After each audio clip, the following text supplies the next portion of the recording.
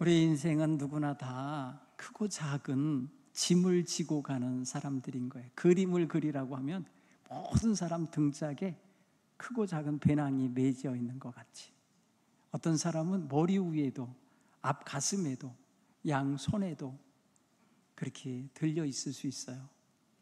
짐을 안 지고 사는 사람이 없어요. 크기 차이고 무게 차이일 수는 있지만 다 있어요. 제가 요새 예수님에 대한 드라마 하나를 이렇게 넷플릭스를 통해서 보고 있는데, 더 초즌이라는 드라마예요. 그 속에 예수님이 산상설교를 하고 나셔서 제자들을 다 집으로 돌려보내더라고요. 집에 가서 그 말씀대로 가서 살으라고 보내셨어요.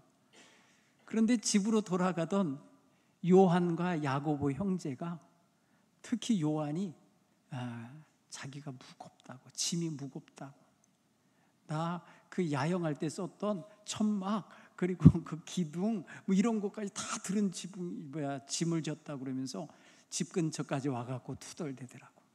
그러니까 야고보 형이 내가 짓게 바꿔지자고 하더라고요. 자기가 지고 있었던 배낭을 동생한테 주고 동생의 무거운 짐을 자기가 지고 들어가더라고요. 성경에는 기록이 없어요. 그런데 작가가 그렇게 상상해서 그런 일이 있었을 수도 있겠구나 해갖고 쓴 것 같아요. 그래서 많은 걸 거기서 느끼게 돼요. 성서적 상상력이라 그럴까요? 행간에 기록되지 않은 것들을 그 작가가 추려내서 멋진 드라마를 만든 거예요. 그런데 저는 가만히 느껴봤어요. 사람은 다 힘든 상황이라는 게 있다. 없는 사람이 없다. 없는 가정이 없다. 그렇게 생각을 해보니까 모두가 다 측은해. 모두가 다 힘들어. 그러니까 예수님이 보실 때, 그래서 성경이 말하는 건 우리 모두가 짐진 자기에 수고하고 무거운 짐진 자들아, 다 내게로 오라. 내가 너희를 쉬게 하리라 하시며 초대하시는 거라고요. 시편 기자는 시편 68편 19절에서 그렇게 말합니다. 날마다 우리 짐을 져주시는 주님, 우리는 우리의 구원자이신 하나님을 찬송할지로다. 이렇게 노래해요. 날마다 우리의 짐을 져주신다. 이렇게 표현해요. 예레미야는 자기의 무거운 어떤 그런 마음을 가지고 잠을 잤는지 하나님께 기도했는지 이스라엘 자손들에 대한 예언서에 이런 말을 해요. 내가 피곤한 심정을 상쾌하게 하며 모든 연약한 심령을 만족하게 하였음이라 하시기로 내가 깨어보니 내 잠이 달았더라. 이렇게 예레미야서 31장 25절 26절에 기록해요.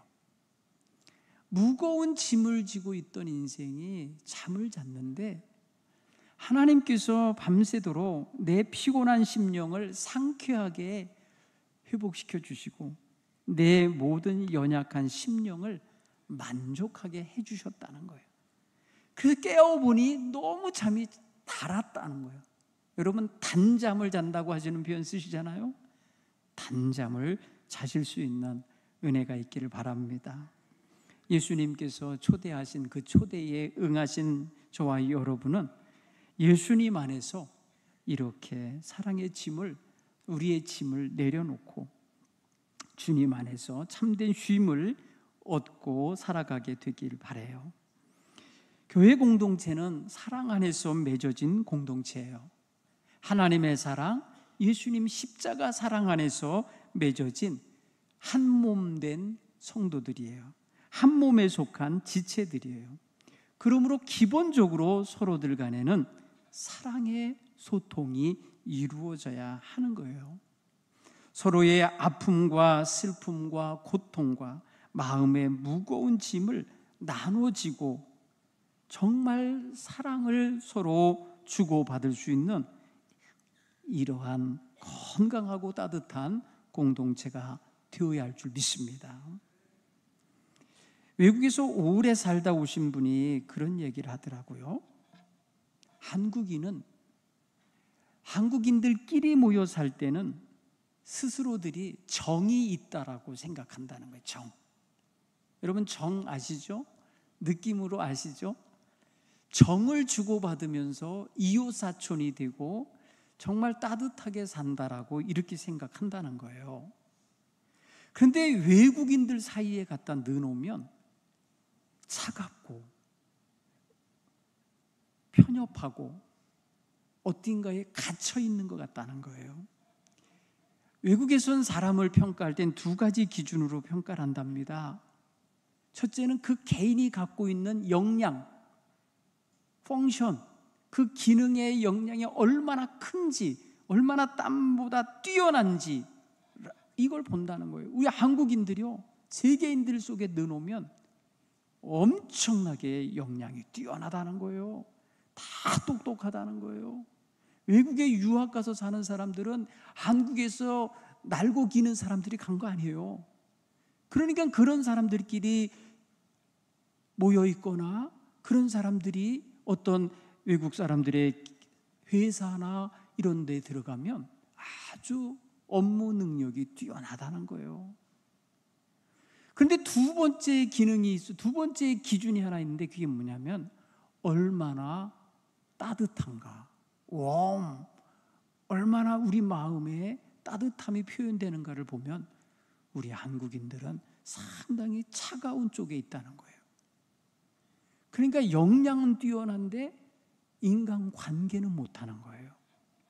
이게 그래서 외국에서 주류 사회에 못 들어간다는 거예요.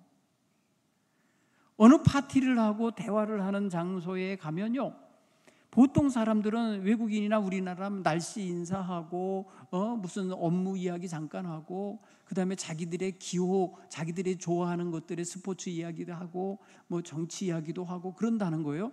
그런데 한두 마디 마디만 1, 2분만 지나면 한국인들은 그들과 마음을 못 나눈다는 거예요.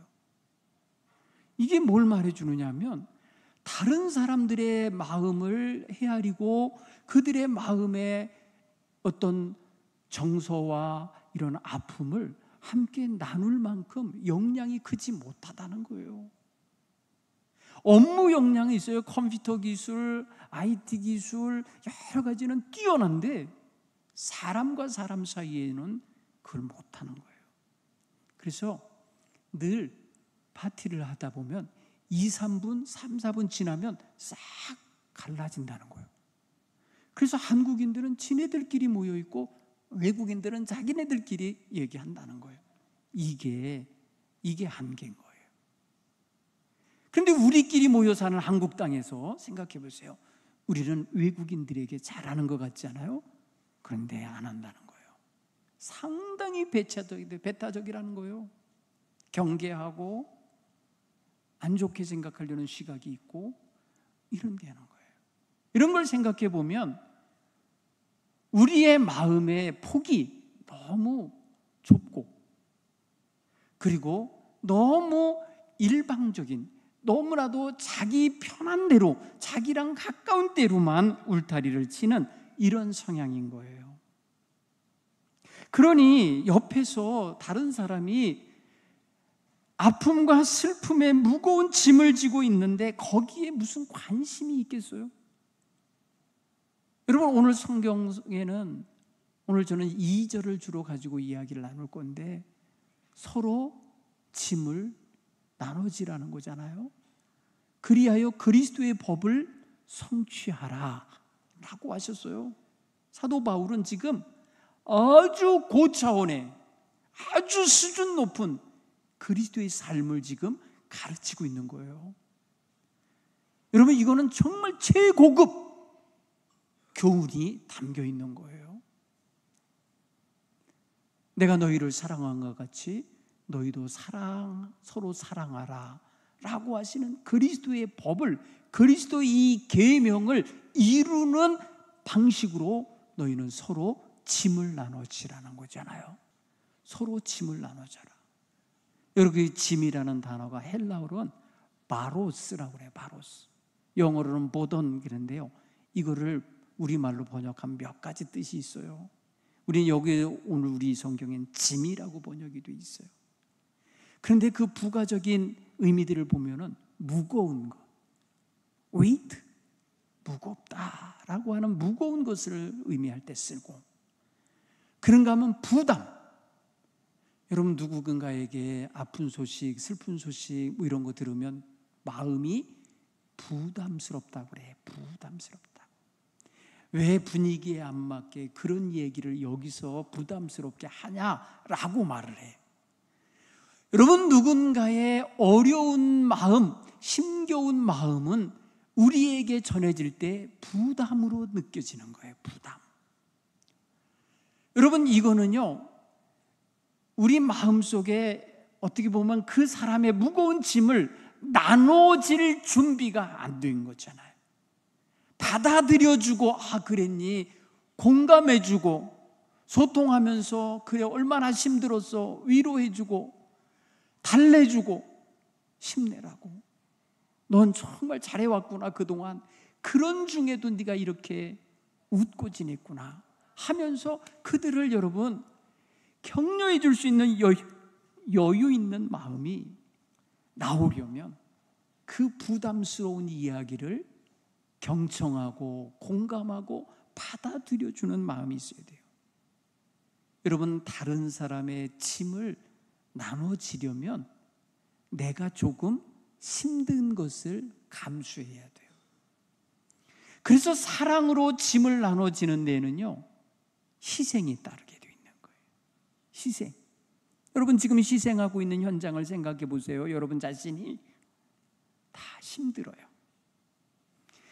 더 힘든 사람의 힘든 그 짐을 조금 덜어주는데 내가 힘들어. 이 내가 힘들어지는 게 너무 길어지니까 부담스러워. 그래서 벗어나고 싶어. 그것을 다 벗어내고 싶은 마음이 드는 거예요. 여러분 이런 마음이 우리에게 드는 거, 이거 나쁜 게 아니고 정상적인 것 같아요. 제가 아까 말씀드렸잖아요. 서두에 모든 사람의 모습이 다 짐을 지고 가는 사람들이기 때문에 그 걸음이 단걸음 짧은 데를 가는 거면 상관없지만 매일매일 먼 길을 가는 거면 얼마나 그게 힘들어요. 멀리 가면요, 사실 조그만 스카프 하나도 목에 거는 게 힘들어요. 나중에 보면. 1960년 11월 우리나라에 미국으로부터 온 노벨 문학상을 수상한 여류 소설가인 펄벅 여사가 우리 한국에 찾아왔었어요. 대지라고 하는 유명한 소설을 쓴 사람이에요. 그가 한국에 방문하고 난 다음에 쓴 소설 중에 하나가 살아있는 갈대예요.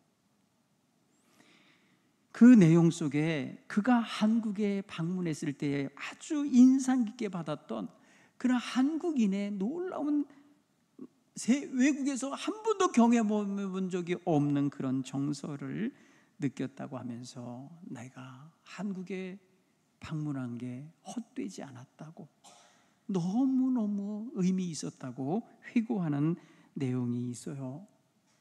그게 무엇인가 하니, 그가 한국을 방문하여 기자회견을 마치고 난 다음에 경주에 방문하게 됐어요. 여러분 경주는 우리나라는 세계적으로 생각하면 아주 유네스코에 등록되어 있는 그런 문화유산이 많은 곳이잖아요. 그곳을 방문하러 내려가던 길에 어느 한 농부가 소달구지에 짐을 약간 싣고 자기 등에 지게를 지고 그 지게 위에 볕단을 몇 개 지고 가는 장면을 보았어요. 지나가다가 자동차로 지나가야 되는데 그 도로에 그 농부가 가는 거예요. 그러니까 속도가 늦어질 수밖에 없고 천천히 가게 되는데 차 문을 열고 물어봤어요. 왜 달구지에 짐을 싣지 않고 무겁게 당신의 그 늙은 몸 등짝에 지게를 지고 가냐라고 물었어요.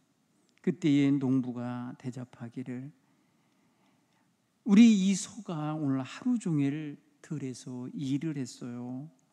이제 집으로 들어가는 길인데 내가 소의 짐을 조금 나눠줘야죠. 여러분, 사실 소는요, 바퀴 달린 달구지를 끌고 가는 거니까 그리 힘이 덜 들 거예요. 그런데 농부는 소 등짝에 조금이라도 힘이 덜 들어가기 위해서 그 나머지 짐을 자기 등에다 지고 가고 있는 장면인 거예요. 그걸 보면서 너무나도 쇼킹한 마음에 감동이 온 거예요. 세상에 짐승의 피로감, 짐승의 어깨에 눌리는 무거운 감을 그거를 미리 아시고 느끼면서 그거를 덜어내주고 있는 이 농부의 마음은 참 놀라운 마음이다. 서양 농부라면 누구나 당연히 소달구지 위에 짐을 더 싣고 자신마저도 올라타고 편하게 집으로 돌아갈 텐데 이 농부는 걸어서 소의 짐도 나눠지고 가고 있다니 참 놀라운 장면이로다.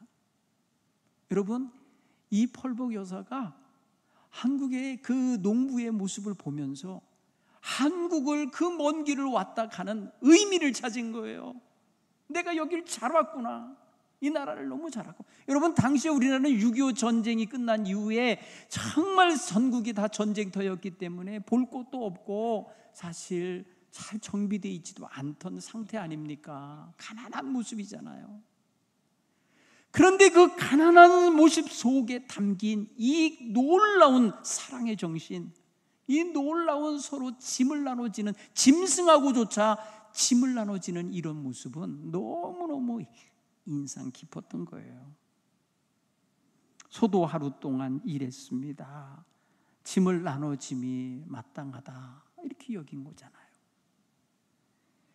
여러분, 이 펄복 여사가 한국 농부의 이 소의 짐을 덜어주는 이 모습 보고 이게 정말 자기의 온몸에 전율감이 흘렀다는 거예요. 그러니 하물며 사람과 사람 사이에 힘든 사람의 짐을 나눠질 때 얼마나 놀라운 감동이 그 상대방에게 전해지겠습니까? 상대방도 알아요. 내가 지금 힘든 무거운 짐을 지고 가는 걸 아는데 거기에다가 자기 짐을 더 얹어서 가려고 하다니 이게 얼마나 놀라운 거예요. 저희 집사람이 그러대요. 어린 시절에 학교 다닐 때 동생의 책가방을 자기가 메고 다녔다네. 동생은 천방지축 그냥 아무데로나 돌아다니고 누나랑 학교 갈 때 앞뒤에, 그러니까 하나는 뒤에 하나는 앞에다. 동네 사람들이 그래도 저게 더 조그마, 누나가 더 조그맣거든요. 그래도 누나라고 누나가 몫을 하는구나 했을 거예요. 여러분, 이 펄복 여사는요 또 무엇에 감동을 받은 거 아니? 감나무 꼭대기에 감들이 열려 있는데 그걸 다 따지 않은 모습을 보고 저건 왜 남겨놨냐고 물었을 때에 곁에 있는 사람이 저건 까치 먹으라고 준 밥이라고, 까치에게 겨울에 먹을 것으로 남겨놓은 거라고 할 때 큰 감동을 받았다는 거예요. 생각해 보세요. 여러분, 웬만하면 사냥해 갖고 그냥 새마저 잡아먹을 판에 그 새에게 겨울 먹이로서 단감, 아주 맛있게 생긴 감을 남겨놓고 있는 이 모습을 보면서 한국인이 아무리 전쟁으로 인하여 먹을 것이 없이 가난하여도 날짐승에까지 먹을 것을 함께 나눌 수 있는, 자연과 더불어 살 줄 안다고 하는 사실은 놀라운 정신이라는 것을 깨달은 거예요. 사랑하는 성도 여러분, 우리는 가난하다고 나누지 못한다고 결론 내리면 안 돼요. 우리는 사랑이 있으면 나눌 수 있어요. 믿습니까? 우리는 주님의 사랑이 있는 사람들이에요. 그렇기 때문에 우리는 서로 짐을 나눠 질 수 있어요. 짐이라는 것은 무거운 느낌이 들었고 힘든 느낌이 들고 조금은 어두운 감도 들게 만드는 게 사실이지만, 우리는 짐을 나누어 가져줄 때에, 우리가 조금 희생하면서 다른 사람의 짐을 조금 덜어줄 때에 그 상대방이 느끼는 그 가벼움, 그 희망, 그 희열, 그리고 살만한, 살아야 될 이유가 있구나 라는 걸 깨닫게 하는 이런 힘이 전해진다는 걸 우리는 알아야 돼요. 인간은 많은 짐을 집니다. 나이가 들면은 나이가 든 만큼 짐이 있어요. 어른이면 어른스럽게 살아야 될 짐이 있어요. 가장이면 가장으로서의 일을 해야 되는 짐이 있어요. 엄마가 되면 엄마로서의 짐이 있어요. 그래서 견뎌야 되고요, 그래서 참아야 되고요, 그래서 눈물을 안으로 삼키면서라도 감당해야 되는 짐인 거예요. 힘들어요. 국제시장이라고 하는 영화 마지막 단편에 대한 이야기 제가 한 적이 있을 거예요. 그 주인공이 자기 아버지와 약속하고 아버지와 약속을 지켜가면서 나이가 들어 자기도 할아버지가 되어버렸어요. 아버지의 유언 같은 마지막 말씀, 가족들을 지켜내라, 가족을 지켜라 라고 하는 말씀에 그거를 충실하느라고 일평생 자기 몸 돌보지 않고 얼마나 희생을 했는지 몰라요.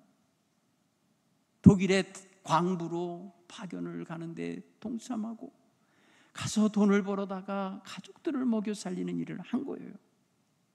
가족들이 이제 다 잘 살게 되고 회복됐을 때, 집에서 모여서 함께 가족들이 즐거운 시간을 가질 때, 그는 슬며시 방으로 들어가서 아버지 영정을 붙잡고 아버지 사진을 보면서, 아버지 나 잘했지? 근데 아버지 힘들었어, 참 힘들었어.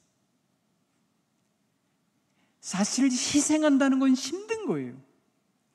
짐을 진다는 건 힘든 거예요. 이런 짐이 마음의 짐이 있고 정서의 짐이 있고 육신의 짐이 있고 물질적인 짐이 있고 더 나아가 영적인 죄의 짐이 우리에게는 있어요. 그러니 우리가 살아가는 동안에 우리 주님 안에서 우리는 이 모든 짐을 서로 나눠지면서 가까이 다가가는 이런 삶을 살아야 되지 않을까요? 우리는 사랑을 받은 사람들이고 사랑을 나누어 주라고, 너도 서로 사랑하라고, 내가 너희를 사랑한 것처럼 너희도 서로 사랑하라고 주님이 가르치신 그 아름다운 사랑의 법을 우리는 짐을 나눠지는 모습으로 성취할 수 있음을 깨닫기를 바랍니다. 둘러보는 눈길이 따뜻하기를 바랍니다. 여러분, 내 앞에서 웃고 있지만 그 심령은 얼마나 힘들까? 얼마나 무거운 짐을 지고 지금 지쳐 사는 건가? 이것까지 헤아릴 수 있는 마음의 눈도 열고 살아갈 수 있기를 바랍니다. 힘든 상황을 가지고 어렵사리 자기의 속내를 이야기하는 사람이 있다면 잘 들어주시고, 얼마나 힘들었냐고, 얼마나 드러내지 못하면서 사느라고 애썼냐고, 그거 격려해 주셔야 돼요. 부모들은 다 지금 그렇게 살고 계신 거예요. 자식들로 인하여 힘겨움이 있어도 그 모든 것 드러내지 않고 꼭 참고 내 몫이려니, 내가 감당해야 될 내 짐이려니 여기고 가고 계신 거 아닙니까? 그러니 그런 짐을 진 성도들 서로 간에 상처 주지 말고 짐을 나눠지는 심정으로 헤아리며, 너도 힘들었구나, 너도 참 힘들었겠구나 하며 손잡아 주시고 등 두드려 주시고 위로해 주실 수 있는 이러한 귀한 성도님들 되기 바랍니다. 때로는 갑작스러운 질병으로, 실직으로, 재정적인 위기로 경제적인 어려움에 처한 사람도 있을 수 있어요. 우리는 이럴 때에 사랑으로 돌볼 수 있고 짐을 나눠질 수 있으면 얼마나 좋겠어요. 넉넉하지 않은 살림이기에 베풀 수 없고 나눌 수 없는 것이 안타깝죠. 때로는 병환 중에서 누워있는 성도 돌아보는 것조차도 힘들어할 때가 있어요. 사랑하는 성도 여러분, 조용히 찾아가 돌봐드릴 수 있고 손잡아 줄 수 있고 격려하고 위로해 줄 수 있으면 얼마나 좋겠어요. 그것이 바로 병석에 누워있는 슬픈이의 마음의 짐을 조금 나누어지는 모습일 거예요. 여러 가지로 힘들어 어려움 속에 있는 아이들, 육아하느라고 지쳐있는 젊은 여성, 어른들이 생각해 보면 그것도 못하냐고 핀잔할 수도 있지만 본인들은 굉장히 그게 힘들 수 있어요. 낮으로는 직장 생활을 해야 되고 저녁으로 들어와서는 아이들 육아를 해야 될 때 2중 3중의 어려움이 있기 때문에 힘들 거예요. 이런 이들 여러분 잘 살펴주시고 격려해 주셔야 할 줄 믿습니다. 요즘에는 도시 생활이 주로 이루어지고 있어서 농사일로 인해서 허리가 굽혀지도록 일하며 사는 경우는 조금 덜 하실 수 있지만 때로는 힘겨운 일에 현실적으로 놓일 때가 있습니다. 직장 생활을 가서 도와줄 수는 없지만 가정 생활은 속도원들로서 서로 돌아볼 수 있으리라 봅니다. 우리 서로 힘겨운 일이 있으면 도와주며 살아가는 거, 이게 아름다운 사랑의 짐 나누기라 여겨집니다. 우리에게는 이미 무거운 짐을 주님이 져주셨어요. 여러분, 우리 성도들이 육신적으로 무거운 짐을 내려놓고 집안에 들어가서 씻고 침대에 누워도 가슴을 누르는 짐이 있어요. 몸은 편안하게 누워 있는데 가슴은 짓눌리는 짐이 있다고요. 그거는 도저히 내 힘으로 할 수 없는 것이 많아요. 그래서 힘들어하고 낙심하게 되고 그래서 좌절하게 되는 건데, 그런 힘겨움에 짓눌려 있는 성도들을 서로가 돌아보며 격려해주고 다시금 일으켜 세우게 하는 이런 역할들을 우리는 잘 할 수 있어야 될 줄 믿습니다. 이것이 우리가 서로 짐을 나눠지는 좋은 자세인 것입니다. 로마서 12장 15절에 즐거워하는 자들과 즐거워하고 우는 자들과 함께 울라. 사도 바울은 이렇게 고급 문화를 우리에게 심어줬어요. 여러분, 우리는 정말 누군가 기뻐할 때에 한없이 박수치며 초화해 본 경험이 있으세요? 그 사람이 기뻐하는 것만큼 기뻐해 줄 수 있는 그런 마음의 여유와 따뜻함이 있어요. 이런 것들을 확인해 보면 알 수 있어요. 기쁜 것도 다 못하는데, 기쁜 것도 다 이렇게 박수 쳐주지 못하는데, 슬픈 거, 괴로운 거, 고통스러운 거를 나눠지려 하겠어요? 이게 우리의 한계일 거예요. 사랑하는 성도 여러분, 자기 등에 지게를 지고 짐을 조금 나눠지고 가고 있는 농부의 마음은 사실 소가 요구한 것도 아니고 소가 말입니다 항의한 것도 아니지만은 그 스스로가 소가 오늘 얼마나 힘들었을까를 느꼈기 때문에 그런 거잖아요. 농부 입장에서 그런 거 아니에요. 소가 고마워하지 않을 수도 있어요. 소는 하루 종일 일한 거고 지금도 무거운 달구지 이끌고 가니까 모를 수 있어요. 그러나 그 마음씀을 보십시오.